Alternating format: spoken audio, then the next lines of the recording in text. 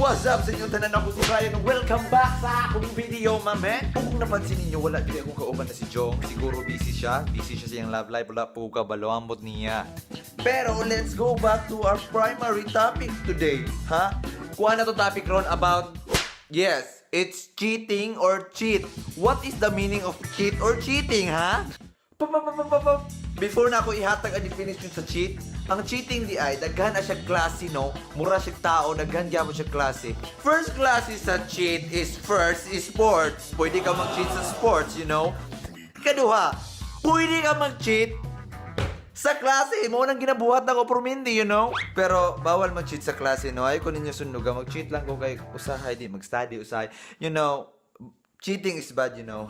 Cheat is an act of dishonesty and unfairly to gain advantage in certain situation, you know? Mali ka niyan, kapatid! But you know,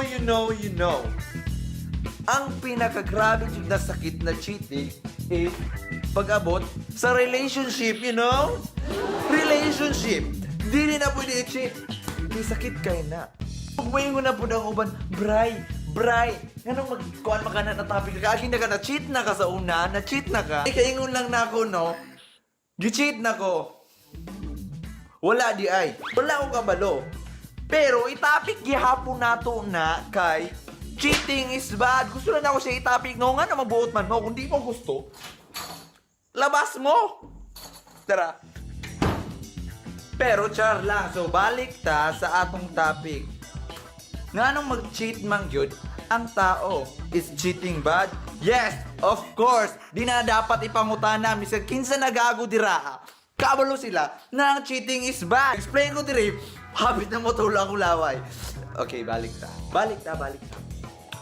Iingon ako sa inyo ron na ang cheating is not a mistake. It's a choice. Ha? It's a choice. Nga no man na man, nga no man na women, nga no man na tanan, ha? Nga no man na kay, klaro na kaayo na it's not a mistake.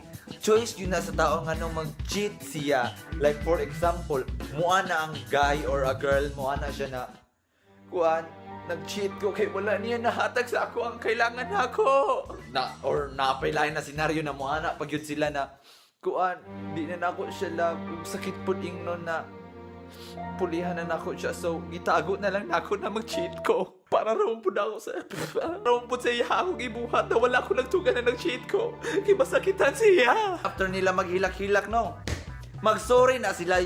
Kabalo ka sa ingon nila, ang ingon dahil na nila na, I'm so sorry, wala na akong natuyo, ningkalit talaga in love kay wala mo kay time sa ako, then wala ni mo nahatag ang gusto na ako, then wala kay motor, then poor ka. Joke lang. Ay kasoko. Di lagi natin nood.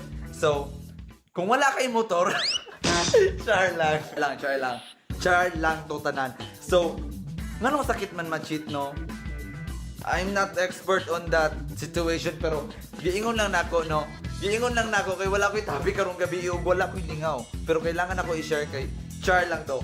Pero nga nung sakit man yun ma-cheat, syempre na pa to expectation, mga promises ninyo, mga plano sa kinabuhi, na wala natupad kay nag-cheat ang isa sa inyo na gago yun siya. Kay mabuhat, ana. Wala yun.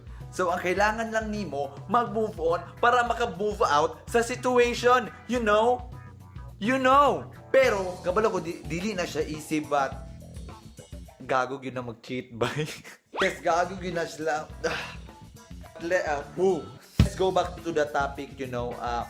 Kung magkuhanan mo, naman mo lain na feel sa inyong partner ron na you're not comfortable for each other, just tell her, just tell him, just tell everybody else. Try lang to, no? Pero mora to mga istorya na ako sa tanang cheater. Don't tell your story cause you're not. Mora kong promo English, di ba? Kung maura to akong opinion karong gabi, no? Daghang kay salamat sa pagpaminaw sa ako, Mr. Samo kay ko. Or kung naaman mo'y kalagos ako, like. Kung wala man, like pod.